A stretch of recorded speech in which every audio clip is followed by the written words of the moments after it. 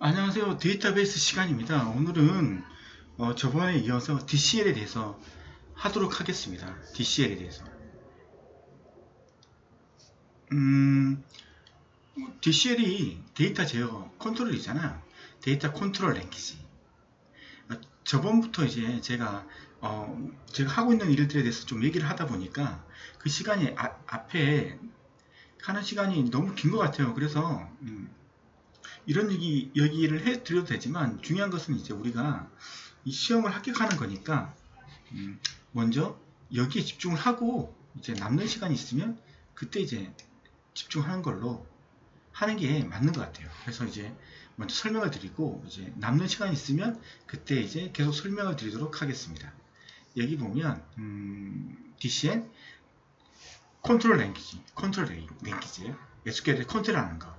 컨트롤 랭귀지에 보면 그랜트가 있어요. 권한을 주는 거.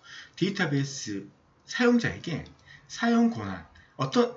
어떤 권한? 그 DB, DDL, 데이터 데피니션 랭귀지에 있는 create 또는 create 하든가 아니면 주든가 드랍 하든가 alter 수정하든가 이 권한하고 DCL 권한, DML, Manipulation Language 해서 Select 우리가 하는 거, 검색하는 거, 업데이트 갱신하는 거, 그 다음에 삭제하는 거, Delete 이런 거에 대해서, 그 다음에 Insert 이런 권한을 사용자한테 부여를 하는 거죠. 누가? DBA가 DBA가 누구예요? 데이터베이스를 관리하는 어드미니스트레이터, 루트죠. 우리가 일명 루트. 유닉스의 루트 권한을 가지고 있는 사람이죠. 이 사람이 어떤 사용자한테 권한을 부여해 주는 거죠. 이런 경우 어떤 경우일까요? DBA가 하는 일이 너무 많아서 그 권한을 자기 혼자 다 감독할 수 없을 때 그 권한을 자기가 믿는 사람들한테 나눠주는 거죠. 예, 그럴 때 쓰는 거. 그래서 기본 구조는 그랜트, 빨간색을 넣어야 돼요. 그랜트. 다음에 권한들. 권한 리스트는 뭐가 있어요? all, insert, delete, update, select, alter 이런 것들이 있겠죠. 이런 것들이 이게 이제 권한이 들어가고 그 다음에 얘는 from이 아니라 on이에요. on 테이블명 on. 그러니까 테이블 지금 지정된 테이블의 권한을 주는 거예요. to 사용자한테 내가 정한 사용자한테 알겠죠? grant on to 그다음 with grant option 이건 뭐예요? with grant option은 뭐냐면 DBA가 어떤 사용자한테 옵션을 권한을 줘요. all, insert, delete 이런 권한을 주는데 여기에 with grant 옵션을 줘버리면 이 유저한테 DBA가 줬던 것처럼 남들한테 줄 수 있는 권한도 주는 거예요. 그랜트 옵션이 with 그랜트 옵션. 남들한테도 얘가 만약 셀렉트라는 권한을 넘겼다. 그러면 얘한테 셀렉트를 어떤 특정한 테이블에 셀렉트해서 검색할 수 있는 권한이 생긴 거예요. 근데 이 사용자가 다른 오더 사용자한테 이 셀렉트, DBA가 준 이 셀렉트 권한을 오더 사용자한테 줄 수 있는 게 뭐다? with grant 옵션으로 DBA가 넘기면 이 사용자가 다른 사용자한테도 이 셀렉트 받은 셀렉트 옵션을 그랜트를 권한을 줄 수 있다는 거예요. 아시겠죠? grant on to 사용자 with grant 옵션 다른 사람한테 그 권한을 줄 수 있는 그런 권한 같은 거. 그래서 with grant 옵션 사용자가 받은 권한을 다른 사용자에게 부여할 수 있어. 그럼 권한 리스트 뭐가 있냐? DBA가 줄 수 있는 권한이 뭐냐? all, insert, delete, update, select, alter 등 많다는 거죠. 예. 자, 이제 grant 여기에 권한 들어오죠. 그 다음에 on 뒤에 테이블명, to 뒤에 누구한테 줄 것이냐. 그 다음에 with grant option 이렇게 주면 all이 들어갔죠. 그러면 모든 권한을 이 테이블에 모든 권한 insert, delete, update, select, alter 이런 것들 그 모든 권한을 사용자한테 이 사용자한테 준다는 거잖아요. 맞죠? 근데 이런 거 안 쓰겠죠? 응? 요즘같이 보안이 필요할 때 누가 이 all 옵션을 다 주겠어요? DBA가. 그러면 DBA가 이 사용자도 DBA가 된다는 건데 물론 똑같지는 않겠지만 그렇죠? 예, 예를 들면 그렇다는 거죠. 지정된 테이블에 대한 모든 권한을 지정된 사용자에게 부여하고, 그 다음 이것까지 있으면, with grant 옵션까지 있으면 이 사용자가 다른 사용자에게 지정된 테이블에 대한 모든 권한을 부여할 수 있다는 거죠. 이 사용자가 DBA처럼 또 다른 사용자한테 이 all 권한, 이 권한을 줄 수 있다는 거죠. 그게 with grant 옵션이지. 예. 이게 권한을 주는 grant 옵션이요. 이제 권한을 줬으면 뺏어야 되잖아요. 이게 리보크 뺏는 거, 리보크. 그랜트 리보크. 데이터베이스 사용자의 사용 권한을 취소한다. DBA가 사용자한테 준 권한을 해소하는 거죠. 해소할 때 생각해야 될 게, with grant 옵션을 줬으면 이 사용자도 다른 사람들한테 권한을 줬을 수도 있잖아요. 다른 사용자들한테. 그랬을 경우에 얘만 권한을 뺏는 경우 그 방법이 있을 거고, 얘가 준 이 사용자 모두 다의 권한을 뺏는 게 있겠죠. 예. 그런 관점에서 봐야죠. 리보크. 그래서 권한 똑같아요. on. 탭은요. 이때 to가 아니라 프로 뺏는 거니까 이 사용자에서 줬던 것으로부터 권한을 뺏어라 해서 프로. 이때는 프로. 그랜트 줄 때는 to. 지정하죠. 누구한테 준다. 그 다음에 누구한테 줬던 권한을 뺏는 거니까 사용자으로부터 이 사용자한테 줬던 권한을 뺏는 거죠. 리보크하는 거죠. 권한을. 만약 캐스케이드가 있다면 권한을 부여받은 사용자가 다른 사용자에게 완전 부여한 권한이 있다면 취소하는 거죠. 그것들도. 만약 이 사용자가 이렇게 줬다는 것은 이 DBA가 먼저 그랜트 했을 때 어떤 권한을 주는 거죠? with 그랜트 옵션까지 준 거죠. 이런 거. 맞죠? 이렇게 안 줬는데 이거 달 필요 없는 거죠. 맞죠? 예, 엄밀히 따지면. 근데 이렇게 줬기 때문에 with 그랜트 옵션을 줬기 때문에 그 연관되어 있는 캐스케이드가 어디에 나오든지 간에 연관된 모든 것들을 다 가리키는 거잖아요. 맞죠? 리스트릭트는 한계.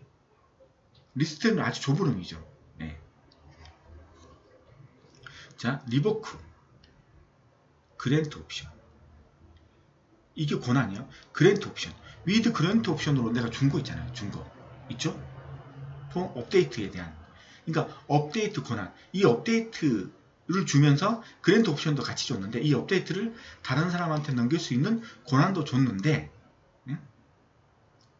그 다른 사람한테 줄 수 있는 그랜트 옵션을 뺏는다는 거예요. 테이블을 지정해야 돼. 프롬 사용자한테. 이게 뭐예요? 이렇게 줬겠지. 이 사람이 이렇게 준 거죠. 그랜트 all. 그래서 이제 on 테이블은 0, to 누구 유저. 그래서 with grant 옵션 이렇게 줘서 얘가 다른 애한테 권한 줄 수 있는 권한을 줬는데 지금 얘가 준 건 뭐냐면 보면 그랜트 옵션, 업데이트에 대한 그랜트 옵션. 그래서 엄밀히 따지면 이 사용자한테 all을 준 게 아니고 업데이트 권한을 준 거죠. 업데이트 권한. 맞죠? 업데이트 권한을 줬죠. 업데이트 권한을 유저한테 줬어. 그러면 이 유저도 이 업데이트 권한을 다른 사용자한테 all 유저한테 줄 수 있어. 맞죠? 줄 수 있는 권한이 있어. 이 사용자는 지금 현재 지정된 테이블에 업데이트를 할 수 있어. 거칠 수 있다는 거죠. 수정할 수 있다는 거죠. 그리고 하나 더 있죠. 다른 사용자한테도 이 업데이트를 할 수 있는 권한을 줄 수 있어요. 여기 보면 업데이트 권한을 뺏는 게 아니고 업데이트 권한은 그대로 가지고 있는 거고 이 사용자가 업데이트 권한을 가지고 있는 거고 단지 뭐만 뺐었다? 그랜트 옵션. 다른 사용자한테 업데이트를 줄 수 있는 권한만 뺏은 거예요. 맞죠? 권한만 뺏은 거예요. 맞죠? 이해되시죠? 업데이트 권한을 뺏는 게 아니고 업데이트를 할 수 있는 남한테 줄 수 있는 그랜트 옵션에 대한 권한만 뺏은 거예요. 맞죠? 그럼 이 사용자는 업데이트 권한을 가지고 있어요. 만약 다른 사용자한테 업데이트 권한을 줬어. 그럼 이 사용자들은 없어진 거죠. 업데이트 권한은. 그랜트 옵션을 뺏었으니까 얘한테 줬던 그랜트 옵션을 뺏었으니까 얘들은 이제 업데이트를 못하는 거 아니에요. 못하는. 맞죠? 이렇게 쉽게 물어보면 이걸 잘 따져야 돼요. 아시겠죠? 자, 리보크. 이때는 이제 그랜트 옵션이 아니라 업데이트를 지정하죠. 업데이트. 맞죠? 그러면 이걸 업데이트 줬다는 거죠. on 테이블명 from 사용자한테 이렇게 준 거죠. 그랜트 업데이트 권한을 on 테이블명 to 사용자한테 준 거죠. 사용자 아이디한테 누구한테 준 거죠. 맞죠? 이 준 거야. 맞죠? 그 다음 캐스케이드. 캐스케이드까지 있으니까 이건 무슨 말이에요? with grant 옵션까지 준 거지. 옵션. with grant 옵션까지 준 거죠. 맞죠? 근데 이 사용자가 업데이트 권한을 뺏은 거야. 업데이트 권한을 뺏었어. 맞죠? 업데이트 권한을 뺏은 거야. 아예. 원천적으로 with grant 옵션은 업데이트 권한을 주면서 이 with grant 옵션을 준 건데 업데이트를 뺐으니까 이제 그랜트 옵션도 없어진 거고 with 그랜트 옵션도 없어진 거고 그 다음에 남한테 또 줬을 거 아니야. 업데이트 권한을. 그 사용자들의 업데이트 권한도 다 없어진 거예요. 싸그리 다 없어진 거예요. 다 해소해버린 거죠. 처음에 이 사용자한테 줬던 업데이트 권한도 회수한 거고 with 그랜트 옵션도 회수한 거고 그리고 이 사용자가 만약 해소하기 전에 남들한테 권한을 줬다면 그 권한도 싸그리 다 뺏어버리는 거예요. 보시면 지정된 탭에 대한 업데이트 권한을 취소, 동시에 이 사용자가 다른 사용자에게 부여한 업데이트 권한도 함께 취소. 아시겠죠? 이거 기출에 다 나왔던 문제예요. 그래서 이게 지금 물어보는 거예요. 이런 식으로 나올 거예요. 그래서 이게 어떤 건지 물어볼 거예요. 아시겠죠? 이건 헷갈리시면 안 돼요. 아시겠죠? 이건 그랜트 옵션을 준 거지 업데이트 옵션을 뺏은 건 아니잖아요. 맞죠? 그랜트 옵션을 뺏은 거다. 이런 것들 놓치기 쉽잖아요. 네. 그 다음에 이제 커밋 트랜잭션의 모든 변경 내용을 영구적으로 DB에 반영하여 완료. 우리가 오라클 DB가 있잖아요. 오라클 DB. 오라클 DB가 어떻게 되어 있냐면 오라클 DB에 어떤 투플이 있어요. 투플. 그래서 이 투플에 학년이 1학년으로 된 걸 내가 이걸 2로 고쳤어. 아니 2로 고쳤어. 맞죠? 이 상태에서 커밋을 안 하잖아. 커밋을 안 하잖아. 그러면 내가 데이터베이스를 콜이 하잖아요. 그러면 얘가 그냥 멈춰 있어요. 그러니까 수정이 됐는데 반영을 안 시키니까 얘가 다른 사람이 뭘 물어봐도 작동을 안 하는 거예요. 그래서 커밋 버튼을 딱 눌러주면 그때서야 1학년, 2학년이 바뀌면서 다른 사용자들이 물어보면 그때부터 콜이 DBMS가 이제 질문에 답을 해요. 아시겠죠? 그래서 수정한 다음에 커밋을 꼭 해줘야 돼요. 커밋을. 아시겠죠? 그러니까 내가 1학년을 내가 이제 2학년으로 고칠 수 있어요. 그렇지만 이건 물리적 DB에 수정된 거 아니죠. 커밋이라는 말이 떨어졌을 때 그때 2라는 말이 물리적인 공간에 1이 2로 바뀌어지는 거죠. 맞죠? 커밋을 해야지만. 그래서 커밋이 중요한 겁니다. 롤백은 트랜잭션의 모든 변경 내용을 취소. DB를 이전 상태로 되돌린다. 아시겠죠? 롤백.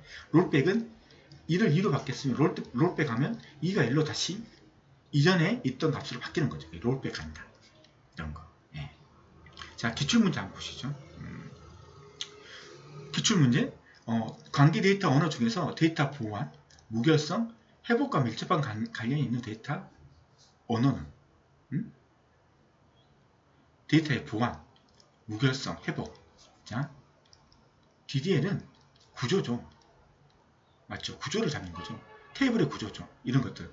테이블을 가지고 노는 것들. 그 다음에 DML은 뭐예요? 테이블 안에 있는 투플이나 어트리뷰트를 가지고 노는 애들이죠. 삭제하는 거죠. 근데 DDL도 아니고 DML도 아니잖아요. 그럼 DCL이죠. 맞잖아요. 보안, 무결성, 회복. 자, 데이터 제어. 데이터 컨트롤 랭귀지는 다수의 사용자가 데이터베이스를 공용으로 사용하잖아요. 데이터베이스를. 한 명이 사용하는 게 아니죠. 정확성을 유지하기 위해 데이터 제어를 정의하고 기술한 언어로 데이터의 보안, 무결성, 회복과 밀접한 관계가 있다. 이건 무결성은 그냥 외워야 되는 거죠. 무조건. 개체 무결성, 도메인 무결성. 맞죠? 그 다음에 뭐가 하나 더 있죠? 그 다음에 참조 무결성. 떠올라야 돼요. 이런 거 할 때마다 또. 개체 무결성. 난널. 프라이머리 키는 난널이어야 된다. 그 다음에 유니크여야 된다. 이거 지켜야 되는 거죠. 도메인은 내가 만들어서 도메인을 만들어서 이 성이 값이 남과 연대 이 둘 중에 아닌 다른 값이 들어가면 이건 도메인 무결성을 위반했다. 참조는 뭐예요? 다른 테이블 두 개가 있어. 그래서 한 테이블에서 이 테이블을 참조할 때 여기에 기본키가 내가 참조한 여기에서는 기본키인데 여기서는 그 레퍼런스 참조키가 되는 거죠. 참조키, 포린키, 외래키, 참조키, 포린키, 외래키, 참조키, 레퍼런스 키가 되는 거죠. 아시겠죠? 여기 근데 그 부모의 그 기본키 안에 값이 없는데 얘한테 없는 값을 써버리면 참조 무결성이 생기는 거죠. 자, 이제 DML, DCL, 그 DDL은 끝났어요. 이제 지금 하는 건 뭐냐면 내장 삽입 SQL이에요. 어떤 거냐면 SQL은 우리가 실제 SQL을 쓰는 것은 프로그램 안에서 쓰는 거예요. 프로그램 안에서.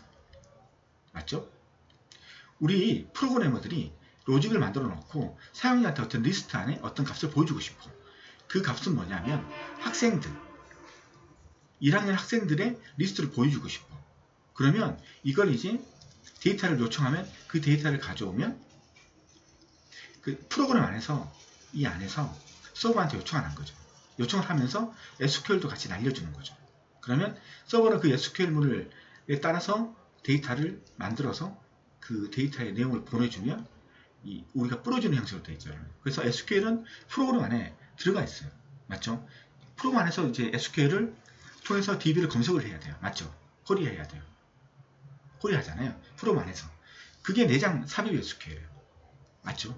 이제 그걸 말하는 거예요. 프로그램 안에서 SQL을 써야 되니까 실제적으로 뭐 하기 위해서는 프로그램 안에서 써야지. 뭐 사용자가 뭘 보고 싶어서 딱 눌렀을 때 그 시점에 원하는 내용들을 DB에 쿼리해서 그 내용들을 사용자한테 보내줘야 된다. 그러기 위해서 그 시점을 맞추기 위해서 프로그램 안에 SQL문이 들어가 있어야 되겠죠. 그 시점 안에 사용자가 원하는 액션을 취했을 때 그 원하는 답을 줘야 되니까. 그래서 그걸 내장 삽입 SQL, 뭐 포함된 SQL 다 같은 말이에요. 우리나라 같은 말을 같은 말인데 여러 가지 다양하게 쓰잖아요. 다 내가 처음 듣는 말이라도 이런 뜻일 거라고 추측을 해서 그렇게 문제를 푸셔야 돼요. 아시겠죠? 응용 프로그램 안에 데이터베이스에서 사용하는 데이터를 정의 또는 지리하는 SQL 문장을 넣어 프로그램이 실행될 때 함께 실행되도록 호스트 프로그램 언어로 만든 삽입된 SQL. 그냥 간단하게 생각하세요. 그냥 프로그램 안에서 SQL문을 사용하는 거예요. 그냥. 왜냐하면 사용자가 원하는 SQL문이 사용자가 선택을 해야 하지만 어떤 걸 원하는지 알 수 있잖아요. 만약 우리가 은행이라고 생각하시면 사용자가 만약 대출을 받고 싶어. 또는 사용자가 저축을 하고 싶어. 또는 사용자가 펀드를 뭘 하고 싶어. 그러면 사용자가 홈페이지에서 펀드를 클릭을 하죠.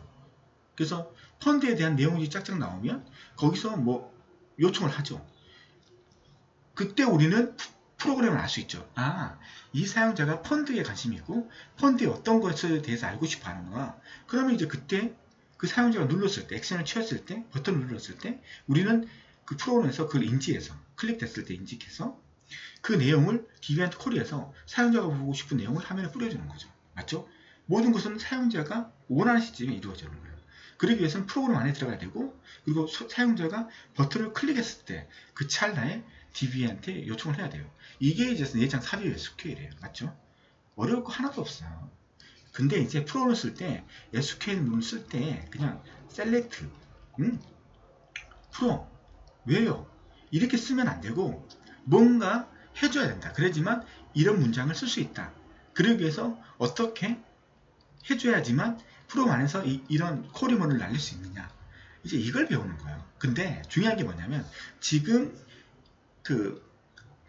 배우고 있는 지금 현재 내장 삽입 SQL을 쓰는 방법을 배우고 있는 것은 옛날에 배웠던 거예요. 옛날에. 지금 이렇게 안 써요.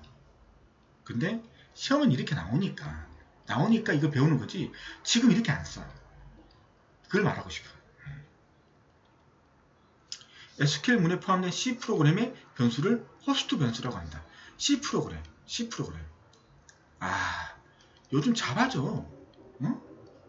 PHP, 자바, C 안 쓰죠. 옛날 거, 옛날 거. 아시겠죠? 시험 때문에 우리가 배우는 거지, 지금 실제적으로 우리가 프로그램을 쓰는 그런 기술들이 아니에요. 이따 보여드릴게요. 우리가 어떤 식으로 쿼리를 날리는지 보여드릴게요. 호스트 변수. 그걸 이제 호스트 변수라고 해요. 호스트 변수가 뭐냐면, select. 자, 프로. 뭐, db 나오죠. 웨어절에 보면 우리가 이런 거 많이 배웠잖아요. 영어가 90점보다 크거나 같을 때. 생각해 보세요. 이 90이라는 그 값이 픽스가 될 거예요? 안 될 거예요? 안 돼요. 이 90이라는 값은. 아시겠죠? 사용자가 이렇게 선택을 하는 거죠. 사용자가 90, 80, 70 이게 있는데 이 사용자가 90을 선택한 거예요. 그래서 90, 영어가 90보다 큰 애들만 자자자 보여주는 거예요. 맞죠? 그리고 80을 선택하면 80이 바뀌어야 돼요. 그러면 이런 90이라는 숫자가 들어오면 안 되고 변수를 써야 돼요. 맞죠? 점수. 이런 점수. 이런 변수를 써야 돼요. 맞죠? 근데 이거는 뭐냐면 이런 변수를 쓰면 이게 변수인지 아니면 테이블에 있는 속성명인지를 몰라요. 맞죠? 속성명에 점수가 있을 수도 있잖아요. 맞죠? 그래서 컴퓨터는 이걸 몰라요. 이게 사용자가 이런 값을 가지고 있는 90, 80, 70을 가지고 있는 변수인지 베리어블인지 아니면 얘가 속성명인지 몰라요. 그렇기 때문에 여기에 콜론을 붙여서 얘는 속성명이 아니라 90, 80, 70 이런 가변적인 값을 가지고 있는 베리어블, 변수다 라고 이렇게 지정해 주는 거예요. 아시겠죠? 그러니까 이런 룰 같은 걸 배운다고 생각하시면 돼요. 룰 같은 거. 지워야 되겠네. 예. 룰을 배우는 거예요. 아시겠죠? 룰을.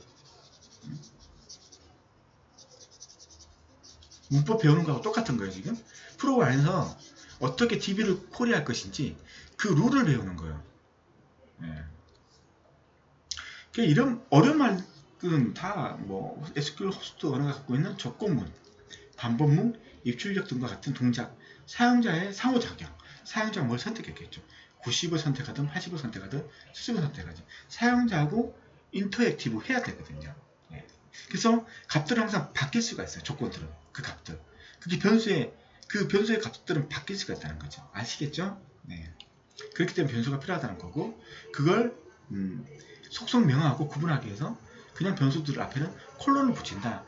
이런 규칙을 만든 거예요. 이런 규칙을 우리가 배운다는 거예요. 특징, 응용 프로그램 내에 데이터를 정의하거나 지리하는 SQL 문장을 내포하여 프로그램이 실행될 때 함께 실행되도록 하는 이런 당연하게 생각하시면 돼요. 이걸 가지고 뭐 깊게 생각하시면 안 돼요. 호스트 변수와 데이터 필드의 이름은 같아도 돼요. 이런 거죠. 필드, 속성 같잖아요. 여기에 점수라는 그 속성명, 필드명이 있어요. 그리고 여기 점수라는 똑같은 이름의 점수라는 베리어블이 있어요. 변수가 있어요. 둘은 이름이 같아도 돼요. 단지 콜론을 가지고 구분하는 거예요. 이름은 같아도 되지만 콜론이 있으면 얘는 변수가 되는 거고 없으면 얘는 속성이 되는 거예요. 속성명이 되는 거예요. 아시겠죠? 이런 규칙을 배우는 거예요. 호스트 언어로 작성된 프로그램 포함된 select, insert, delete, update를 쓸 때는 exec SQL 이렇게 써야 된다고. exec SQL 이게 보시면 참 exec SQL 꼭 쓰라고. begin 그 다음에 declare 변수를 선언하는 거죠. 변수 아까 이 콜론 붙일 때 쓰는 이 변수들을 선언하게 할 때 exec SQL 이렇게 시작해야 되고 begin, end로 끝내야 돼요. 그래서 이 사이가 SQL 문장을 썼다는 걸 그 컴퓨터한테 컴파일러한테 알려줘야 돼요. 이까지가 하고 이렇게 돼 있겠죠. 뭐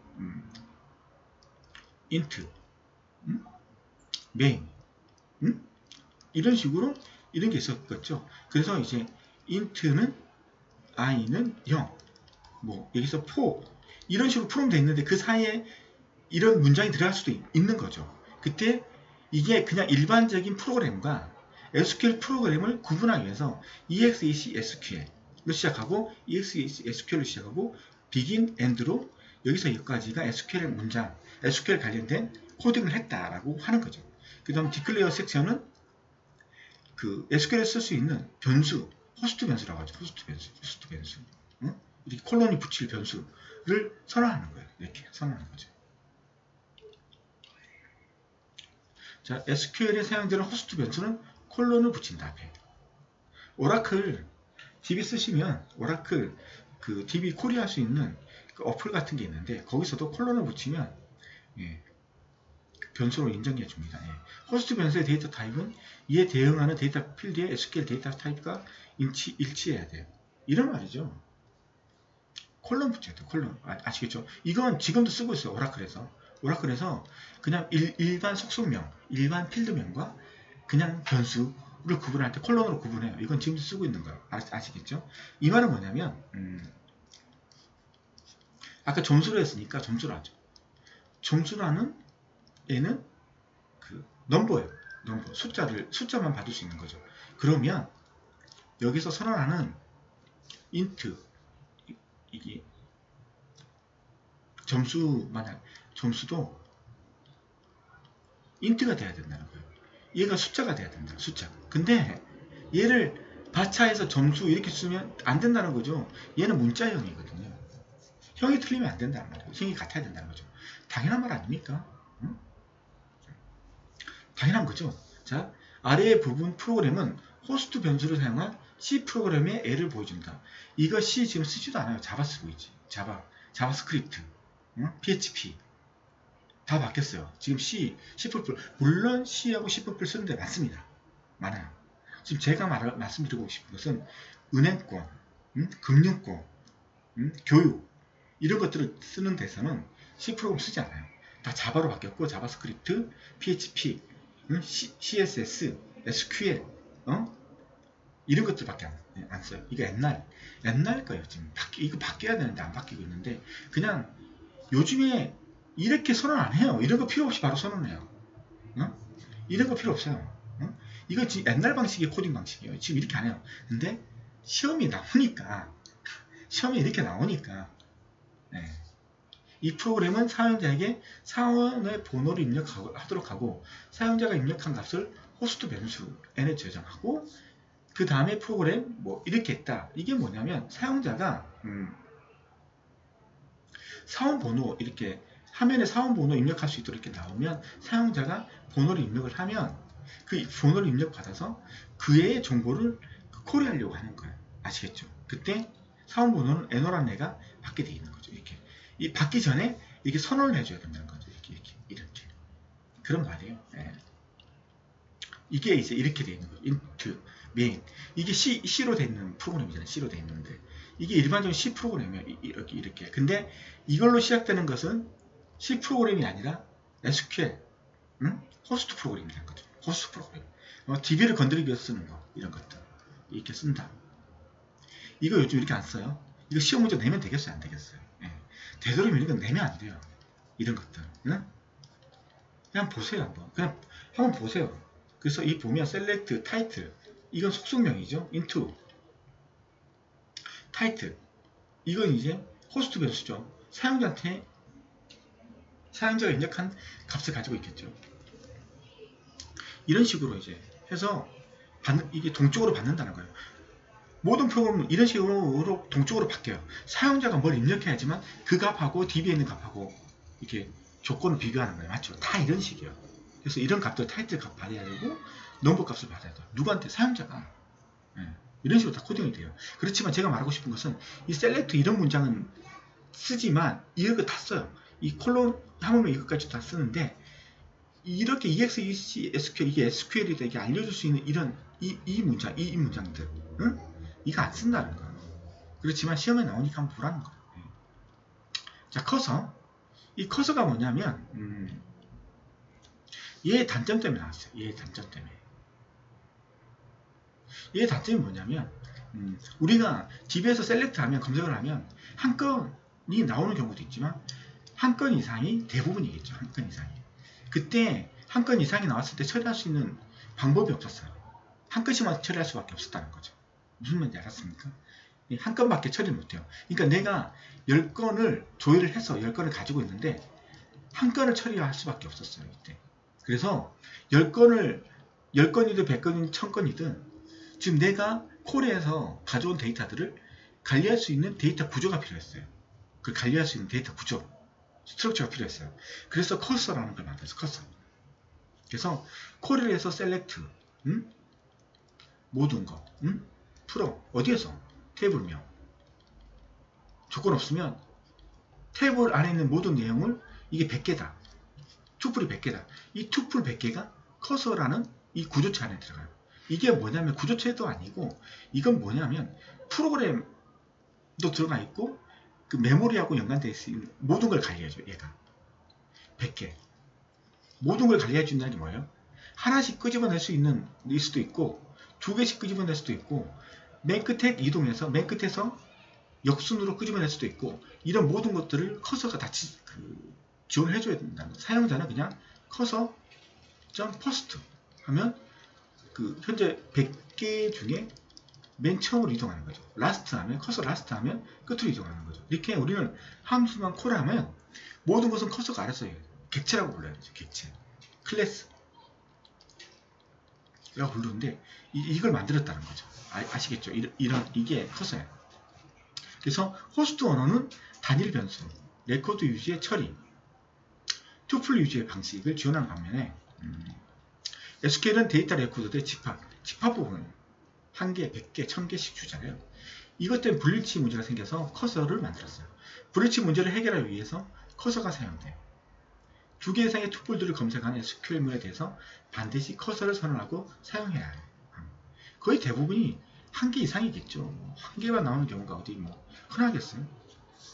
자, 커서 관련 명령어가 쓰기 위해서 이것도 폼을 지켜야 돼요. 커서를 쓰기 위해서 폼이 있는데 declare, 커서를 정의하는 중 커서에 관련된 선언, 아까 declare 했잖아요. 선언.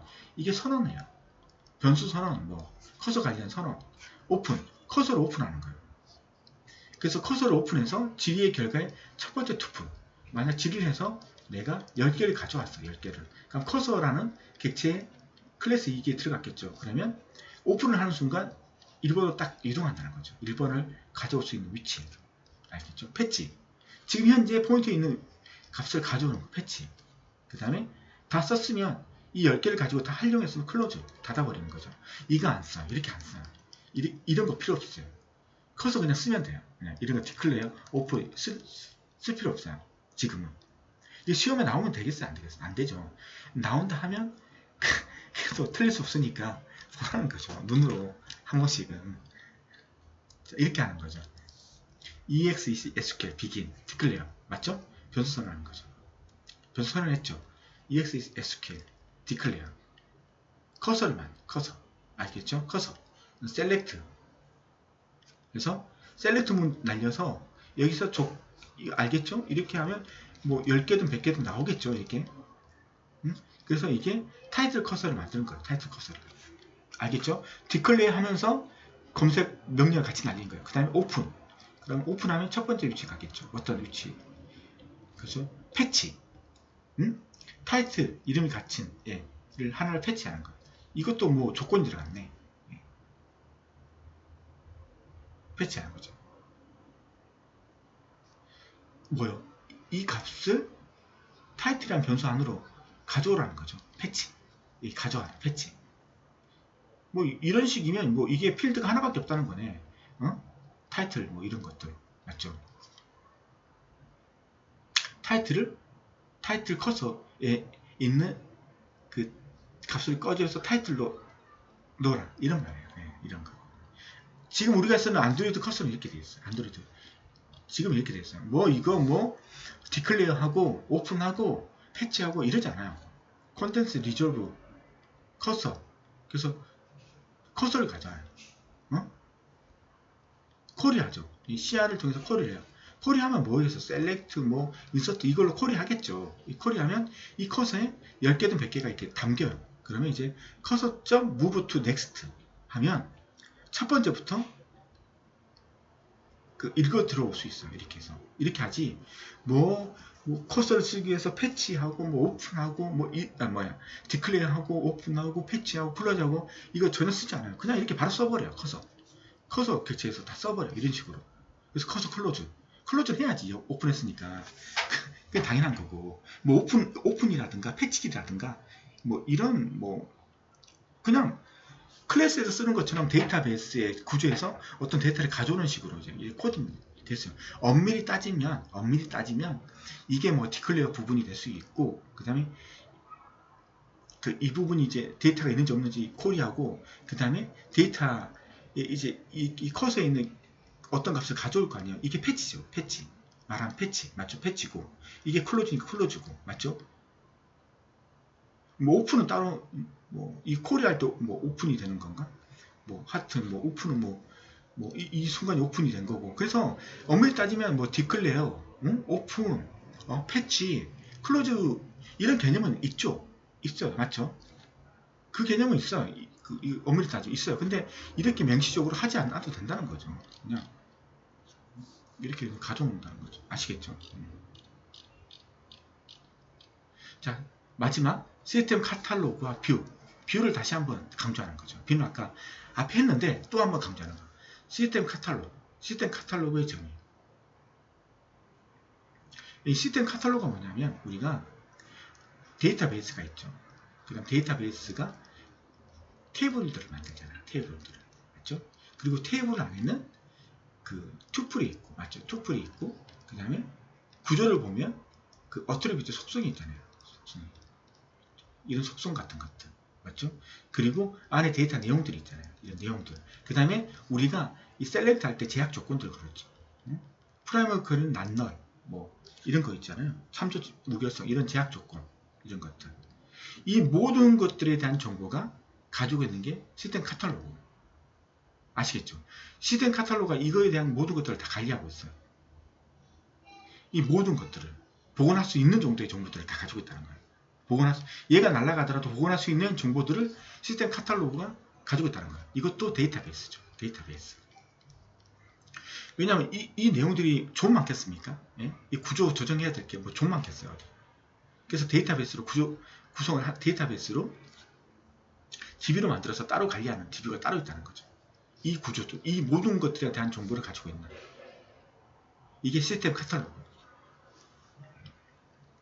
시스템 카탈로그 정의, 데이터베이스 관리자의 도구로서 시스템 카탈로그는 DBA의 도구예요.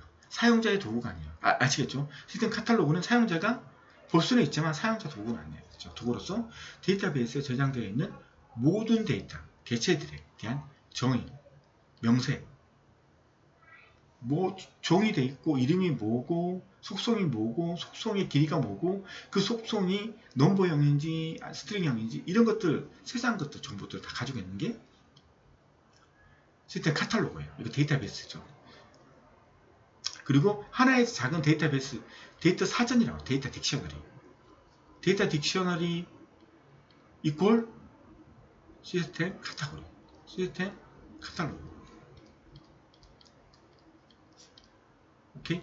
데이터 딕셔너리 시스템 카탈로그로 보더라고요. DDM 데피니션 뭐예요? 테이블 만들고 테이블 삭제하고 테이블 구조 변경하는 것.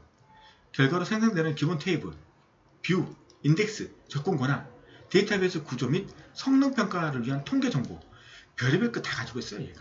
예. 시스템 카탈로그에 저장된 내용을 메타데이터라고 해요. 저장된 내용을 메타데이터라고 해요. 메타데이터가 정말 많이 가지고 있는 거죠, 그러면. 데이터 정의문, 데이터 저장문이 기술되면 DBMS에 의해서 자동적으로 갱신돼요. 구조가 바뀌면 그걸 사용자가 그 바뀐 구조를 시스템 카탈로그에 반영하는 게 아니고 DBMS가 그 바뀐 것을 인지해서 자동적으로 시스템 카탈로그에 그 내용을 업데이트 쳐준다는 거예요. 알아서. 알겠죠? 사용자가 해주는 게 아니에요. 사용자가 시스템 카탈로그를 고친다. 이러면 틀린 말이에요. 자기가 알아서 수정을 해. 바뀐 부분들을. 그래서 최신의 정보를 유지한다는 거죠. 시스템 데이터베이스에는 카탈로그와 디렉토리를 나누어 저장하는데 카탈로그에는 객체에 대한 정보를 저장하고 디렉토리에는 그 정보를 어떻게 액세스할 것인가를 하는 시스템만이 사용하는 정보를 저장하게 됩니다. 좀 더 저도 이 부분을 좀 헷갈리는데 얘가 그 시스템 카탈로그 데이터가 정보가 어디에 있는지에 대한 정보를 가지고 있는 게 디렉토리예요.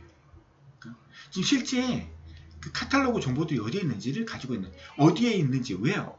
응? 어디에 있는지에 대한 정보를 가지고 있는 게 디렉토리. 자, 또 나오니까 한번 해보죠. 시스템 카탈로그의 내용. 시스템 카탈로그에 들어가 있는 내용. 릴레이션 좀 관련 정보. 릴레이션 이름, 테이블 이름, 테이블 속성들에 대한 속성, 이름과 타입. 맞죠? 색송의 파일 이름, 파일 구조, 물리적 위치, 어디에 다 저장되어 있는지. 그러면 카탈로그가 없으면 데이터를 가져올 수 없겠네. 왜냐면 카탈로그에 물리적 위치가 있으니까 우리가 조회를 하면 그 물리적 위치에 가서 그 내용을 메모리에 읽어와서 그 메모리에서 비교를 할 거 아니에요. 맞죠? 그것도 물리적 위치도 카탈로그가 가지고 있네. 시스템 카탈로그가. 그럼 시스템 카탈로그가 무너지면 그 데이터베이스는 끝나는 거네. 그렇게 이해하시면 되는 거죠. 테이블에 대한 정의된 각 인덱스의 인덱스 이름 다 들어간다는 거예요. 다 들어간다는 거예요. 복원에 필요한 모든 것들. 이 정보를 가지고 실제로 데이터베이스가 깨졌을 때 시스템 카탈로그로 복원할 수 있다는 거예요. 인덱스 관련 정보. 인덱스가 뭐예요? 우리가 DB를 막 저장을 하잖아요. 이렇게. 그거 기억나시죠? 속성의 순서는 상관없어요. 그 다음에 투풀에 그 집어넣는 것도 기본 키가 높은 것부터 집어넣어라. 이런 제약사항 없어요. 그냥 집어넣으면 돼요. 그래서 만약 우리가 학번을 입력한다고 쳐서 학번. 그러면 학번이 0번, 1번, 2번, 5번 뭐 이런 식으로 입력될 수 있겠죠. 3번 맞죠? 이런 식으로 막 입력이 될 거예요. 이게 이제 우리가 입력한 순서잖아요. 이게 물리적 위치고 맞죠? 이 상태에서 이제 우리가 셀렉트 날리면 이 상태에서 DBMS가 있는 이 상태에서 이제 조회를 하잖아요. 맞죠? 인덱스는 뭐예요? 인덱스는 이걸 물리적 위치 아무렇게 들어간 것들을 이렇게 소트 형태로 만들어 놓은 거예요.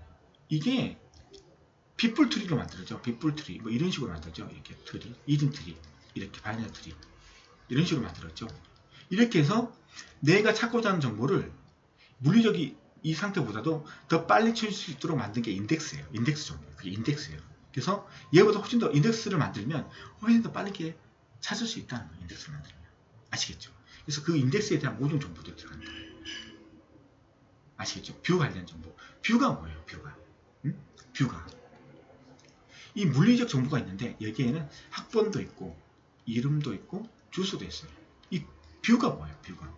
사용자는 지금 이름하고 주소만 보고 싶어. 그러면 학번은 안 보여주고 이름하고 주소만 이 정보들만 가져와서 사용자 논리적인 DB를 만들어서 이름, 주소라는 테이블을 만들어서 이걸 사용자가 볼 수 있도록 주는 게 뷰잖아요. 뷰. 맞죠? 사용자가 원하는 정보들만 보여주는 게 뷰잖아요. 그 뷰를 만들 수 있잖아요. 네. 그 뷰. 그때 뷰. 뷰의 이름, 뷰의 정의, 뷰의 소유자. 이런 정보들이 들어가는 거죠. 그다음 통계 정보까지 들어가요. 테이블의 카디널리티, 투플들의 수, 릴레이션의 테이블의 크기, 각 테이블에 대한 페이지 수, 크기, 테이블 크기겠지. 인덱스 카디널리티, 인덱스에 저장된 레코드의 수. 뭐 이것도 카디널리티니까 이거 똑같은 거예요. 레코드나 투플이나 같은 말이잖아요. 네. 인덱스 높이, 각 트리 인덱스에 대한 레벨 수. 제가 말했죠. 인덱스를 하면 빗볼 트리로 만들어지게 되죠. 이렇게 트리. 이 트리로 하죠. 트리 할 때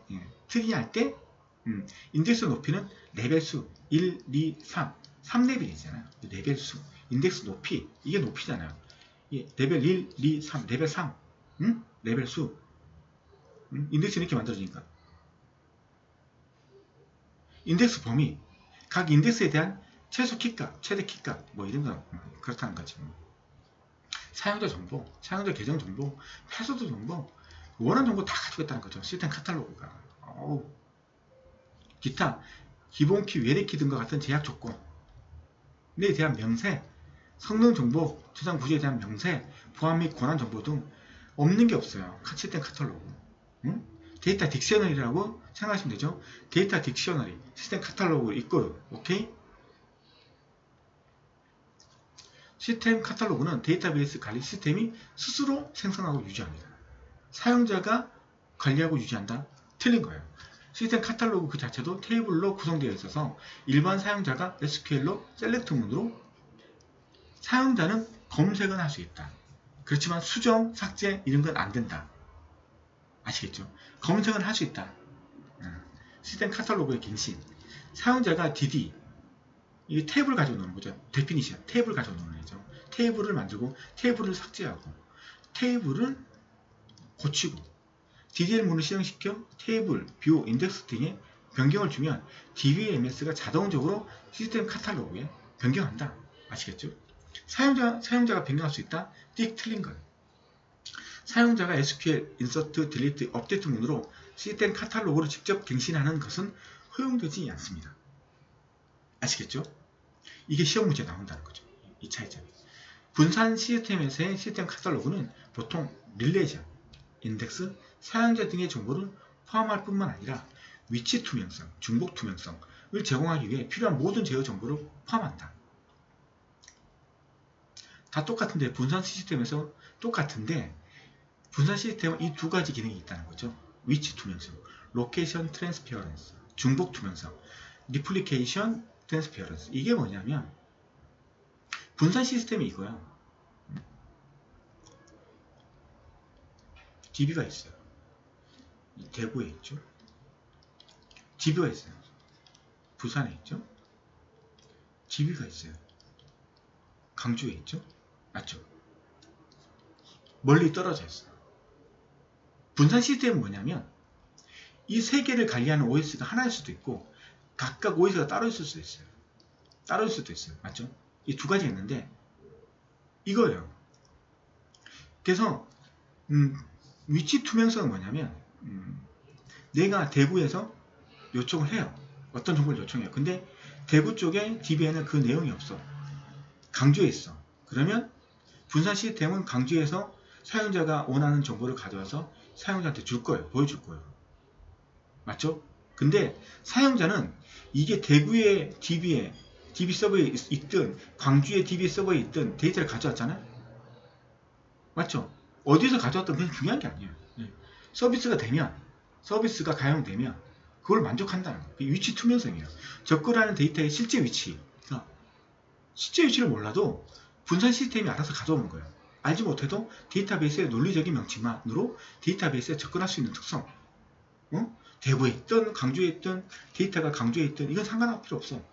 작업할 수 있다는 거지. 그걸 몰라도 작업한다는 거지. 그게 위치 투명성이에요. 위치가 어디에 있든 작업할 수 있다는 거. 중복 투명성은 뭐야? 대구에도 내용이 같은 내용이 있고 부산에도 같은 내용이 있어요. 맞죠? 그럼 어떤 경우가 발생했어요? 대구에서 이 부분을 고치면 얘도 고쳐져야 되는 거죠. 맞죠? 맞죠? 이 중복된 거잖아요. 같은 데이터가 두 개 있는 거잖아요. 그럼 이걸 수정하면 이것도 반영이 돼야 되고 이게 삭제하면 얘도 반영이 돼야 되는 거죠. 중복 투명성은 이렇게 같은 데이터가 여러 개 분산되어 있어도 이게 삭제했으면 얘도 삭제될 것인지 고민할 필요 없고 내가 얘를 업데이트 쳤으면 여기에 있는 데이터도 업데이트 안 됐을 거 아니냐는 이런 불안감을 가질 필요 없이 알아서 다 해준다는 거지. 분산 시스템이 알아서 해주니까 걱정하지 마라. 중복 투명성. 그런 거 걱정하지 마. 이게 중복 투명성. 동일 데이터가 여러 곳에 중복되어 있더라도 사용자는 마치 하나의 데이터만 존재하는 것처럼 사용하고 시스템은 자동으로 여러 데이터에 대한 작업을 수행하는 특성. 이거 걱정하지 말라는 거지. 중복 투명성. 같은 데이터가 두 개 있다 하더라도 너 걱정하지 마. 중복 투명성. 아시겠죠? 위치 투명성. 저기 내가 미국에 데이터가 있는데 너는 내가 미국에 있더라도 그거 걱정하지 마. 내가 갖다 줄게. 그게 위치 투명성. 데이터 디렉토리. 아까 디렉토리 나왔죠. 시스템 카탈로그하고 디렉토리 차이점. 데이터 사전 이꼬르 시스템 카탈로그라고 했죠. 수록된 데이터를 실제로 접근하는 데 필요한 정보를 관리 유지하는 것. 디렉토리. 실제 시스템 카탈로그 데이터 딕셔너리가 있는데 DB가 있는데 이 디렉토리가 얘가 어디에 있는지 이 정보들을 알고 있다는 거죠. 접근하는 데 필요한 정보. DB에 접근하는 데 필요한 게 뭐겠어? 접근 제어. 아이디 패스워드. 뭐 이런 접근 제어. 맞죠? 이런 것들. 있겠지. 이런 것들을 유지하는 게 디렉토리. 아시겠죠? 메타데이터. 데이터의 관리를 위한 데이터로서 사용자가 DBMS에 모두가 사용한다. 메타데이터. 메타데이터는 더 큰 의미죠. 데이터 사전, 데이터 딕셔너리, 그리고 이건 데이터 카탈로그 플러스 데이터 디렉토리의 데이터. 그러니까 데이터 딕셔너리보다 더 넓은 의미가 메타데이터인 거죠. 데이터 카탈로그도 시스템 카탈로그도 메타데이터고 디렉토리의 데이터도 메타데이터니 메타데이터 안에 시스템 카탈로그하고 디렉토리가 포함되어 있다. 아주 넓은 의미다. 메타데이터는 넓게 쓸 수 있는 용어이다. 자, 시스템 카탈로그에 대한 설명을 옳지 않은 것. 자, 시스템 카탈로그는 DBMS가 스스로 생성하고 유지하는 데이터베이스 내에 특별한 테이블, 맞죠? 일반 사용자도 시스템 카탈로그의 내용을 볼 수 있죠. 내용 거치지 못하고 시스템 카탈로그 내의 각 테이블은 DBMS에서 지원하는 개체들에 대한 모든 정보를 가지고 있죠. 맞죠? 시스템 카탈로그에 대한 갱신은 데이터베이스의 무결성 유지를 위해서 사용자가 직접 갱신해야 된다. 띡 사용자는 못하는. 자, 마지막입니다. 뷰. 아까 말했죠? 물리 데이터에 이렇게 학번, 이름, 주소가 있는데 사용자는 이름과 주소만 알고 싶어. 그러면 이름과 주소를 따로 먼저 만드는 거죠. 만들어서 이거 사용자한테 제공해 줄 수 있다는 거죠. 사용자가 보라 이렇게 만들어서. 이건 이제 물리적으로 만들어지는 게 아니고 논리적으로 사용자가 원할 때만 보여주는 거죠. 맞죠? 논리적으로.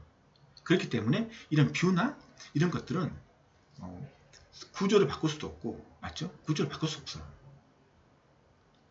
자, 뷰의 특성. 하나 이상의 기본 테이블로부터 유도된, 여기서부터 유도된 가상 테이블. 가상 테이블이란 말은 메모리에 저장되지 않는다는 거죠. 그냥 일시적으로 사용자가 보고 싶어서 만들어지는 거지. 데이터의 보안과 사용자의 편의성을 높이기 위해서 사용자의 편의성은 사용자가 이름하고 주소만 보고 싶어. 그래서 그걸 편의를 제공해 주는 거고, 보안은 논리 데이터가 뚫리는 게 아니고 얘만 가지고 이제 일부 데이터만 사용자가 보고 싶은 일부 데이터만 보여주기 때문에 보안적인 면에서 이런 물리적인 테이블보다는 보안성이 좋다는 거죠. 뷰를 이용해서 또 다른 뷰를 이것도 물어보거든요. 뷰를 만들어서 또 이걸 통해서 또 뷰를 주소만 보여줄 수 있는 뷰를 만들 수 있느냐? 만들 수 있습니다. 이런 것도 시험에 나옵니다. 아주 헷갈리죠? 뷰를 이용해서 또 다른 뷰를 생성이 불가능하다. 헷갈리죠? 가능합니다. 이 부분을 잘 봐야죠. 평소 데이터를 가지고 있지 않다가 쿼리가 들어오면 데이터를 가지고 온다. 왜? 논리 가상 테이블이니까 뷰는 create 뷰 명령을 사용하여 한다. create 테이블 맞죠? from 맞죠? 그리고 뷰 맞죠? 그럼 이것도 from이겠죠? 아시겠죠? 삽입, 갱신, 삭제 연산에는 제약이 따른다. 뷰의 정의는 얼터물을 이용해서 변경할 수 없다. 이게 중요하죠? 뷰의 정의는 얼터를 해서 이용하여 변경할 수 없다. 얼터를 이용해서 얼터를 뭔지 모르겠지만 사실 그것은 물리적인 테이블만 변경이 가능하다는 거죠. 그리고 이 뷰는 삽입, 갱신, 삭제 연산에는 제약이 따른. 왜 그래 됐어요? 얘를 고치면 물리적인 데이터도 고쳐줘야 될 거 아니에요. 맞잖아요. 사용자는 얘를 고쳤을 때 얘를 고쳤다고 생각하지 내가 고친 게 반영이 안 될 거라고 생각하겠어요. 그렇지 않잖아요. 그렇기 때문에 삽입, 갱신, 삭제 연산에는 제약을 두는 거예요. 아예 못하게 막아버릴 수도 있는 거고 일부 누구한테는 할 수 있도록 해줄 수 있는 거죠. 근데 뷰는 보안을 높이기 위해서니까 삽입, 삭제 이런 거 못하도록 하겠죠. 권한을 안 주겠죠. 일반적으로 사용자에게 접근이 허용된 자료만을 제한적으로 보여주기 위해 보안성을 높이기 위해서 그래서 테이블을 보여주지 말고 뷰를 만들어서 그 뷰를 보여주는 게 좋을 수도 있죠. 뷰의 장점, 논리적 데이터의 독립성을 제공. 물리적이지 않기 때문에 사용자가 보면 그 다음에 없어진다는 거죠. 접근 제어를 통한 보안을 제공합니다. 접근 제어. 사용자의 데이터 관리를 간단하게 해줘. 이런 건 여러 사용자의 상이한 응용이나 요구를 편리하게 지원해줘. 그렇고 숨겨진 데이터를 위한 자동 보안이 제공한 건데.